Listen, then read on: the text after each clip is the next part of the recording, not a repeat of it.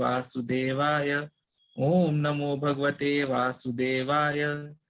Narayanam Namaskrityam Naram Chaiva Narottamam Devim Saraswatim Vyasam Tato Jayamudirat Nashtaprayashu Abhadreshu Nityam Bhagavata Sevaya Bhagavati Uttama Shloke Bhaktir Bhavati Naishtiki.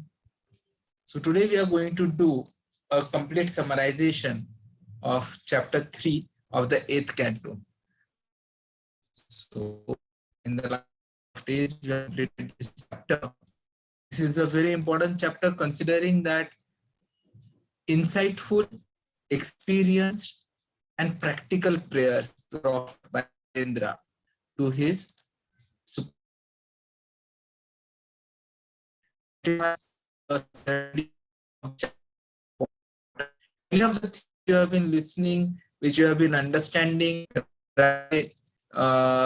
level 1, class 1 till date, they have been summarized quite beautifully by Gajendra when he made those prayers. So the summary is something like this. The king of the elephants, whose name is Gajendra, he was in his previous birth a human being known as Indradyumna. And in that life birth, as a human being, he had learned how to pray to the Supreme Lord, that is, to Krishna. So just consider his fortune and also consider his misfortune.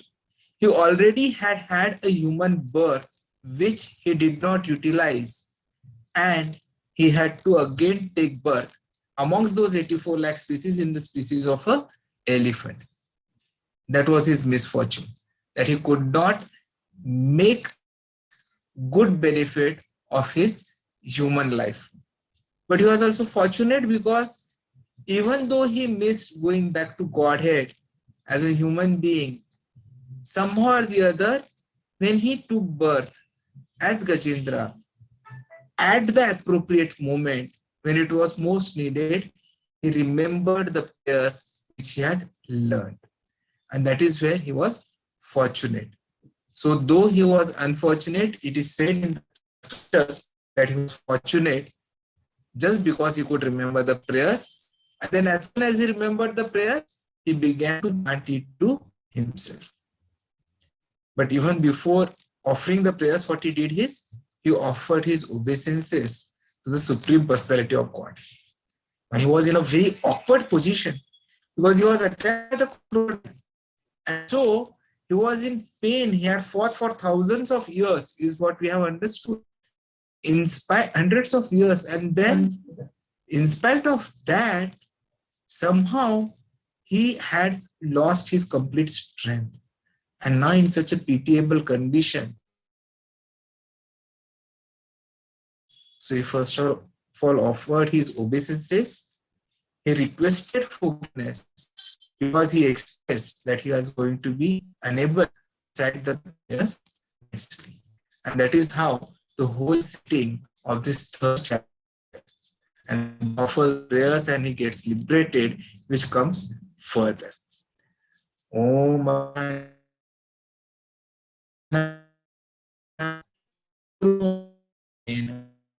Shri Gurave Namaha.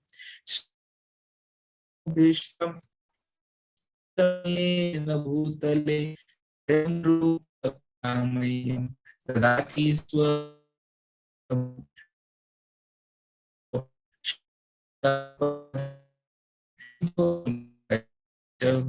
Shri Rupam Sagrajata Sagana Raghunathanvitam Tam Sajivam Sadvaitam Savadhutam Parijana Sahitam Shri Krishna Chaitanya Deva Shri Radha Krishna Pada Sahagana Lalita Shri Vishakhanvitam Cham Namo Om Vishnu Padaya Krishna Pristhaya Bhutale Srimate Bhakti Vedanta Swami Nitinamine Namaste Saraswati Devi Gauravani Pracharine Nirvishesha Shunyavadi Pashatya Deshatarine Jai Shri Krishna Chaitanya Prabhu Nityananda Shri Advaita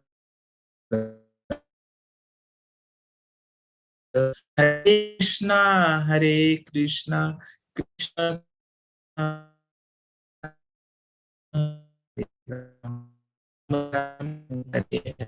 Hare Krishna, Krishna Krishna, Hare Hare, Hare Ram, Ram Ram, Hare Hare, Hare Krishna, Krishna, Hare Hare, Hare Ram, Ram Ram, Hare Hare. On this pious occasion of Ekadashi, it is very fortunate today that we are about to discuss these prayers of Gajendra. Now, Gaja and Indra, that means one is the Indra or the king of the Gaja or the elephants. So that is why this becomes all the more important to understand how this happened. Now, we have already seen he has been in a very, very unfortunate situation. Not remember what he had been. He kept on fighting. Just like human beings, we have seen they are attached to the life.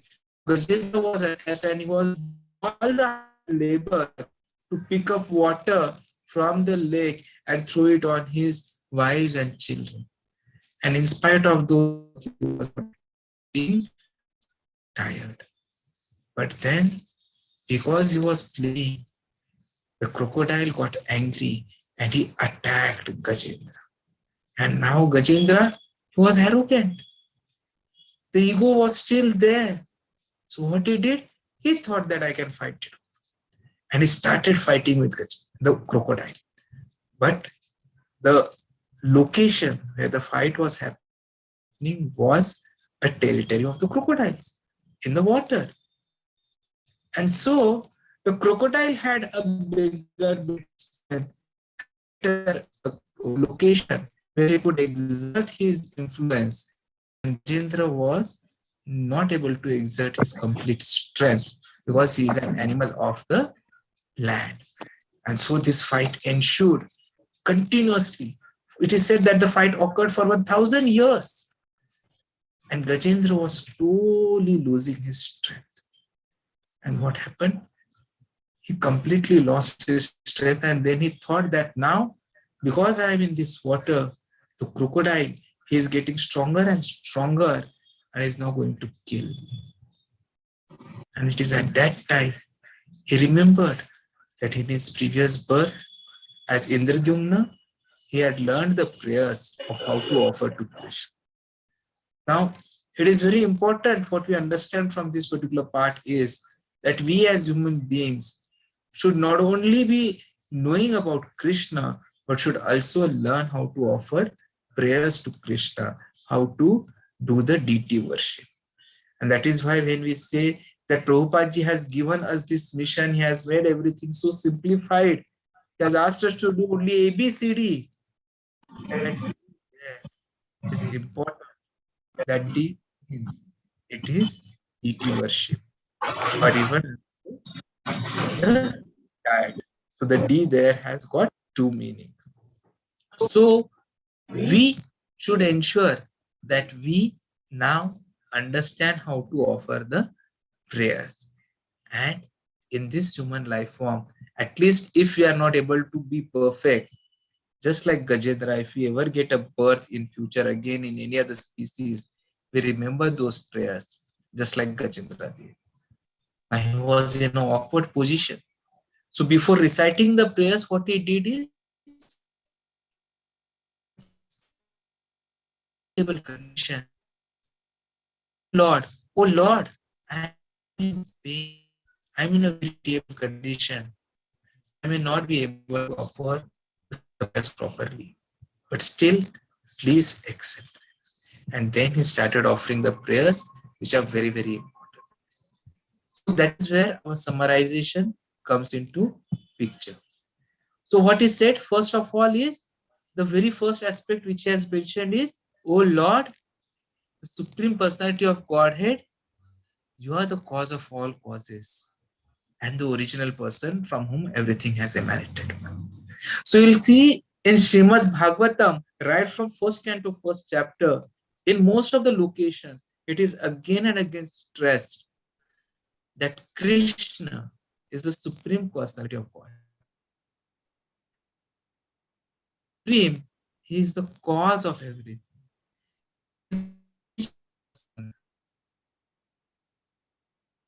The Lord does not have a form, he is personal. This is true that the enemy of law, they are wrong, and the chaste of personalism, they are form is a person.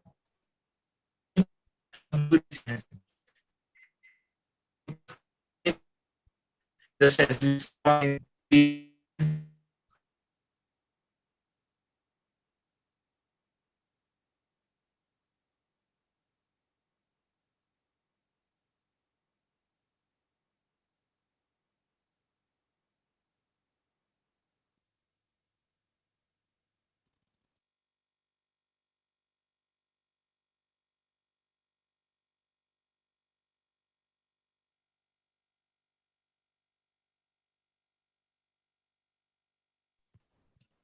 Hare Krishna. So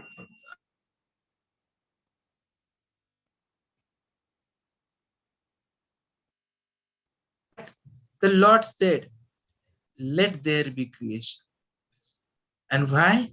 So that we, the souls who were staying with him, but unfortunately had that ego, that misunderstanding, that why should only Krishna be the enjoyer? We can also enjoy. So to make us understand how wrong we are, he created this material world, which is just one third. The three-fourth part is something different, the spiritual world. And even in this world, we are so insignificant as we have seen. But the important aspect is, Gajendra again is here proving that Krishna is the original person. He is the origin of everything. And he has got a personal form. He goes on to say that he is the root cause of the cosmic manifestation. And the entire cosmic manifestation is residing in, yet he is transcendental. Because he does everything in relation to the material world through his external energy. So this is where the principle of Dvait Advait comes into picture. Wherein, though he is acting in this material world, he is transcendental, he is spiritual, so he is not affected by the material world, because that material world is created by him. And whatever activities he is doing here, he is doing it through his external energy, the Maya potency. That is something which he was praying. Gajendra ji further goes on, and again he proves that Krishna is eternally situated in the spiritual world. Vaikuṇṭha, Goloka Vṛndāvana, where he is engaging in his eternal pastimes. So when we are asked, where is Krishna? This is the answer. These prayers by Gajendra. Because Gajendra has proven, in his prayers he is saying that you are eternally situated, eternally, something which neither has a beginning, neither has a end. He is always there and he will always be there. So he is staying in such a material world, in Vaikuṇṭha, or also called as Goloka Vṛndāvana. And in that Goloka Vṛndāvana, what is he doing? Is he sitting idle, closing his eyes and doing meditation? No. No one can be idle. We are spiritual in nature. So, and we are part and parcels of Krishna. When we cannot remain idle for long, can Krishna be idle? No. He is eternally engaging in his pastime. So his pastimes are continuously going on there. He's working, he's having his life there in all the rasas. He's exhibiting his pastimes there in Goloka Vṛndāvana. So again here it is to note that his location is Goloka Vṛndāvana and not the Brahman effulgence. So many a times people say that we are very spiritual in nature. We understand we are spirit soul. We are not this body, and we want to get liberated. We want to get merged in the spirit, the Brahman effulgence. But then that effulgence is not everything. That effulgence is simply stopping the glare or the vision towards the Goloka Vṛndāvana, the Vaikuṇṭhas, and amongst the Vaikuṇṭhas you have the Goloka Vṛndāvana, where you have Krishna. So even if you get liberated in Brahma effulgence, you will still not be going back to your own location. You will try to stay there in aloofness. But how long can you be aloof? Not entirely. And so you again fall down. So the objective need not be to reach effulgence. The objective has to be to go to Goloka Vṛndāvana, to participate in the pastimes of Krishna and serve him. Because this material world, the material nature, this is all a product of Krishna's external energy. And it works under his direction. He says in Bhagavad Gita also that the Maya, he says in this shloka that everything works, the Prakriti works under his instructions. Maya paratvena prakrute is the shloka which comes there. So Krishna is the director, he is the creator, and he is the owner. So this is what Gajendra has prayed. And so he says that not only you are the creator, but you are also the maintainer and annihilator. The material world is getting created, but it is also maintained by you, and it is destroyed also by you. And we have seen this in the previous canto as well, how this happens. So when Krishna has expanded as Mahavishnu, from Mahavishnu we have come across the three Vishnus, the Garbhodakshay Vishnu, the Kshirodakshay Vishnu, and the Karnodakshay Vishnu. And they are the ones who are creating this material world. The Kshirodakshay Vishnu is lying in the ocean. And just like when he is breathing out, all the universes are coming out from his skin pores. And when he is breathing in, everything goes back in him. Everything is annihilated. And this keeps on going continuously, cycle after cycle. And to maintain what he does is, from the navel of Vishnu, a lotus flower blooms and out comes Brahmaji on it. And he is asked to create the species. And then you also have Vishnu, and you also have Shiva, who is the destroyer, the Shambhu Tattva of Krishna. So this is how everything is going on. So the Lord exists at all times. We may come and go, but Lord was there, Lord is there, and Lord is going to be there. The question then comes is, if Lord is there, so this transcendental Lord, the Supreme Personality of Godhead, can he be perceived by everyone? And can we perceive his presence and activities? The answers are yes to both the questions. We are perceiving Krishna. The moment we are breathing, the moment we are breathing out, who is allowing us to do this? It's Krishna and his energy. Whatever universe we are seeing, the solar system we are seeing, the way it operates, the seasons come and seasons go, who is keeping all this in place? It's Krishna. So he is perceived by everyone, even by the atheists. Even they are able to perceive him. But when it comes to perceiving his activities and his presence, only the pure devotees can. Only when we have grown in our bhakti, from samanya bhakti to the sadhana bhakti, and from sadhana bhakti to bhava bhakti, and further to prema bhakti, when we are on this journey, it is at that time when we are into sadhana bhakti that we start perceiving his presence and activities. What we are doing today also, this Bhagavad Charcha, is perceiving the presence and activities of Krishna. Who is able to do it? The devotees. But we have to completely remember, always remember, that Krishna is free from all material problems of birth, old age, disease, and death. Because he is supreme and he is transcendental.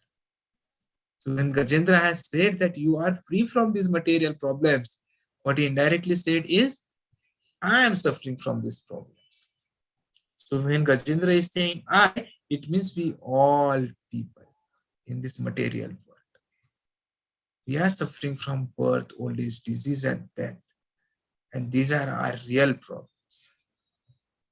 So then the question comes which Gajendra answers, that how do we get free from these problems?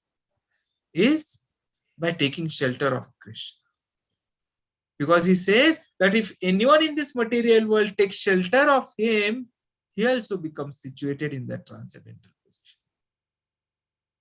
See how merciful Krishna is. We just have to take his shelter. We just have to surrender unto him. And automatically we get situated in the transcendental position, because Krishna then for our satisfaction appears and exhibits his activities. Paritranaya sadhunam vinashaya cha dushkritam dharma sansthapanarthaya sambhavami yugi.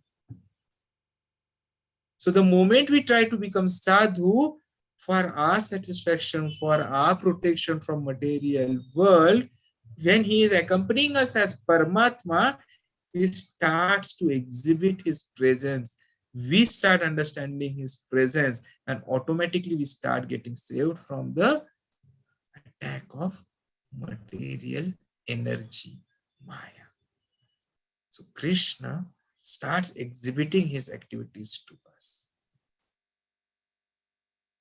Please understand that Krishna, his appearance, disappearance, pastimes, they are not at all material. They are all transcendental in nature.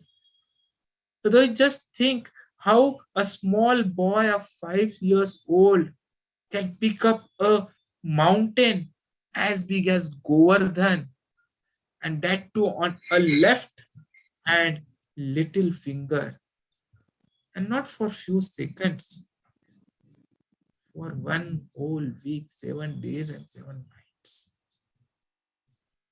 This is transcendental. Only he can do it. Who can kill a Rakshasi, a demoness, who has come to poison him with his breast, with her breast milk?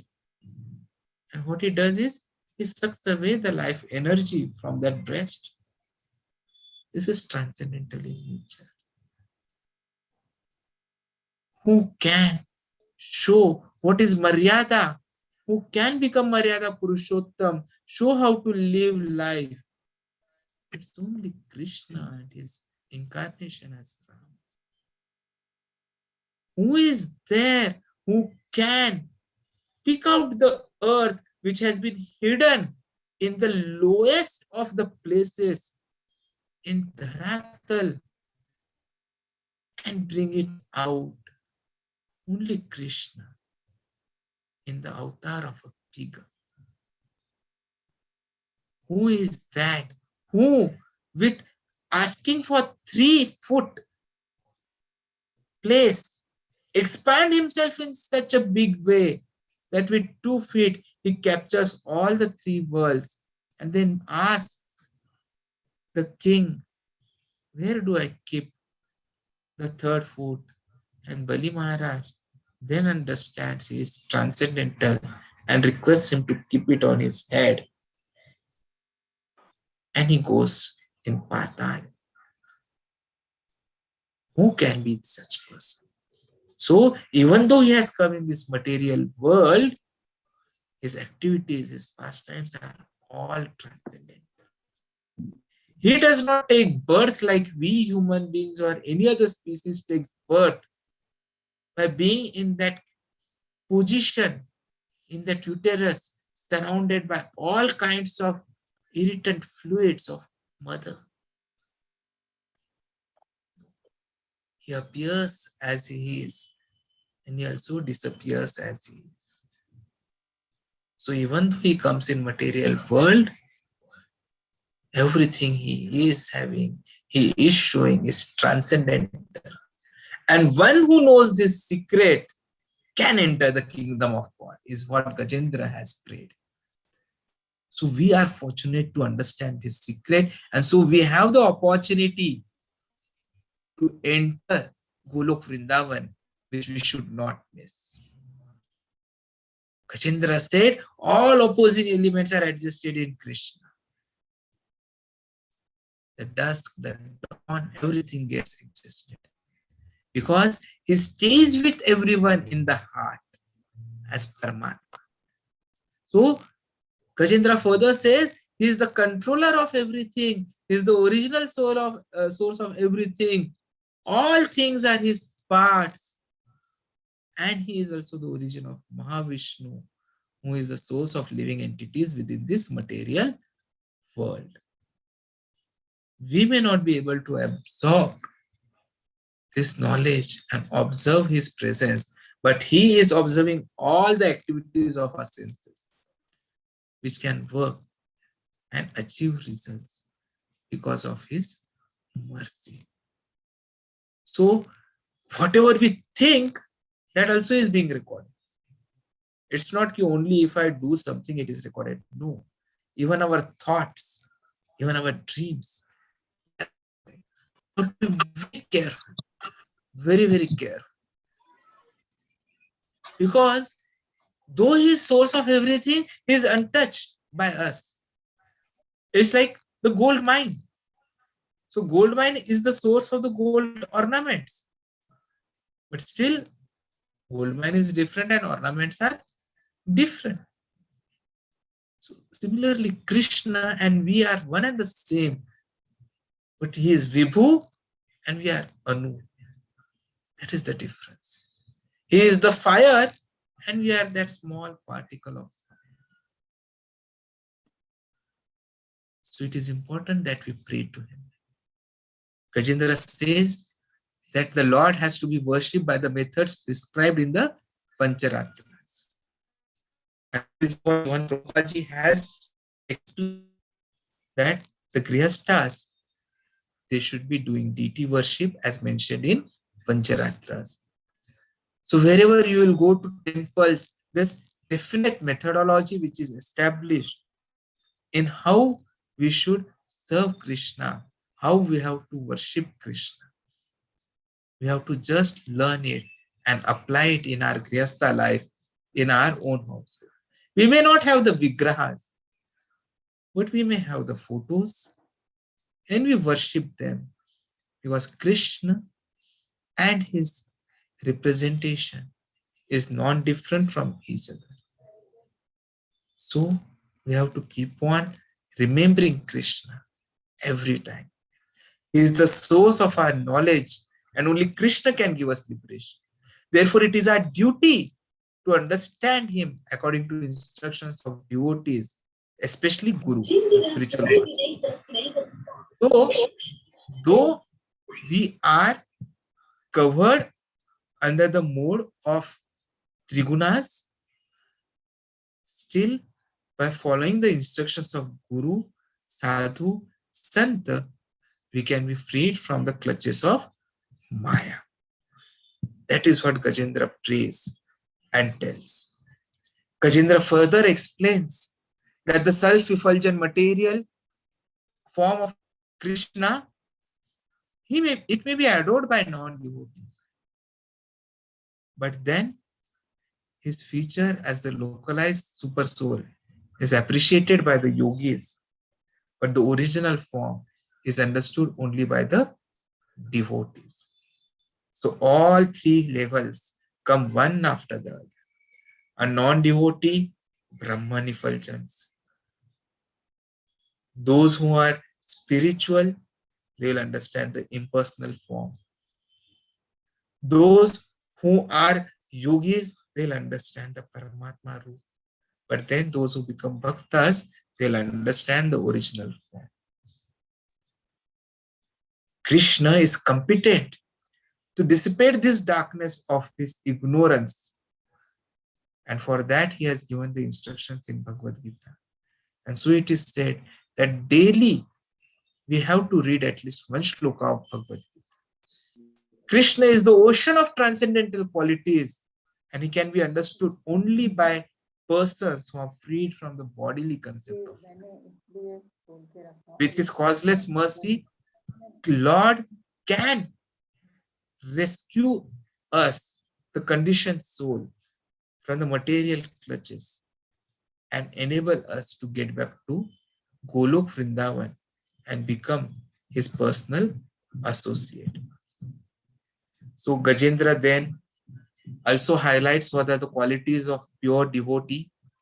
So he says that a pure devotee does not aspire to go back to God. He is simply satisfied with executing his service in this material. Just think. So though today we are thinking, oh, we want to go back to Godhead, it's because we have still not reached that stage of pure devotion. When we reach that stage, we will say, wherever we are, we just want to continue to serve Krishna and keep on executing the service, even if we are in this material world. Another aspect which Gajendra has said is that the devotee does not ask anything from God. His only prayer is that he has to be freed from the material conception of life and be engaged in transcendental loving service of God. We have seen Prahlad Maharaj's story. So when Prahlad Maharaj had ensured that the anger of Narasimha Bhagwan is reduced, and Narasimha Bhagwan touched his head, gave his benediction, and he said, you ask whatever you want. So Prahlad Maharaj could have asked for anything and everything, and Narasimha Bhagwan would have given everything. But then, just by the touch of God, he had become knowledgeable, and he understood that the real devotion, the real position is to serve Krishna. So he does not ask anything for himself. He simply asks that I be able to continue to serve you wherever I am, whenever I can. Even we'll see when we go to the 10th canto, and many of the devotees are currently reading Krishna book in English at 6 p.m. and in Hindi at around 3:15 p.m. on Zoom. So in that also we'll find that in the Brahma Vimohan Leela, after Brahmaji was completely bewildered, he surrendered to Krishna and he started praying to Krishna. And there also what he prayed was, even if I have to take any birth, any time again, please bless me that I am a dust particle of this Vrindavan, so that I get the dust of the feet of gopis and the Brajavasis. Because the kind of loving devotional service they do to you is not possible by anyone else. So let me always be here. We have seen in Kapil Maharaj's story, when he had given up everything, he lived like a python, staying at one place. And what did he pray? That even if he has to take birth as a worm in a stool, let it be of a devotee. Let me always be in association of devotees. We have seen the story of Jad Bharat Maharaj. When he gave up everything just because of attachment to a deer, had to take birth as a deer. But then he stayed in association of the devotees near ashram, eating only dry glass. And when he left the body, he got another birth as a human being. And that time, he did not show his intelligence. He stayed like a mad person. Jada Bharat. So the aspiration of the devotees is just to be servant of the servant of the servant of the gopis. Those who are able to achieve that kind of a service, their devotional service becomes successful. That is what a pure devotee asks. So Gajendra, in this way, prayed and he directly offered the prayers to Krishna. And he did not mistake Krishna for the demigods. He understood that Krishna is supreme. But it does not mean that the demigods are not to be worshipped. He did not say that. What he has said is that he has worshipped the root directly. So all the leaves and the flowers are getting the water. So when you have worshipped Krishna directly, the worship to the demigods is also happening. So though not even Brahma or Shiva, the Supreme Personality of Godhead, Narayana, he himself came sitting on a Garuda and having appeared before him. What did Gajendra do? He lifted his trunk, offered the obeisances to the Lord, picked up a lotus flower from the lake, the pond, gave it to Lord, Pushpam Datum, and immediately Lord caught his trunk, got him out of the water, and not only did he take it out, he ensured that the crocodile who had captured him killed by his Sudarshan Chakra. That is the essence of the prayers. You just have to pray. The world to Krishna. You just have to offer Patram Pushpam Phalam Toyam Yome Bhaktya Prayachati. So just offered a lotus flower from the pond and Narayana was satisfied. We just have to offer him what he has asked. We just have to follow his instruction. Man manabhav mad bhakto mad yaji mab namaskar. And we have to ensure sarva dharman parityajya mam ekam sharma praja. That's it. Such a easy activity to do. And in Kali Yuga, it is all the more easy because Krishna has appeared in the form of his name. Kali Kale Krishna Nama Avatara. So we just have to keep on taking his name. And that is the only solution in Kali Yuga. Hare Nam Eva Kevalam Kalau Nasteva Gatiranyatha. So do chanting. Keep on doing kirtan, and there will be slowly and steadily Chittodarpan Marjanam will get purified. And one day or the other, Krishna will reveal himself directly on our tongue just by the vibrations of the Krishna Nam which we are taking. So let us follow instructions of Prabhupada ji. Let us have association, A for association. Let us keep on meeting devotees. Let us keep on reading the scriptures, B for books. Let us keep on chanting always. 16 rounds daily, 32 rounds on Ekadashi day minimum. And as many rounds as possible because currently we are celebrating the World Holy Name Week as well. So we have to take this opportunity to chant as much as possible, especially Ekadashi days. You have to chant more because it is said one round is equal to thousands and lakhs of times of Krishna name on this pious day, which is today. And then the diet, only Krishna Prasad. Only Krishna Prasad, nothing else. Whatever you eat, offer it to Krishna, then take it as his Uchishta. And if you are a Grihastha, and if you can afford, if you can do, then please do deity worship. If you cannot do at your home, go and do it in some temple. Give the seva.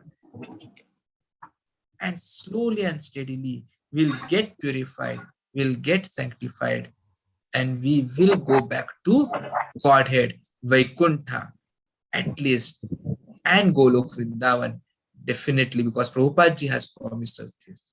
And we'll not have to suffer again like Gajendra by taking one more birth. So this is summary of this third chapter of the 8th canto of Srimad Bhagwatam.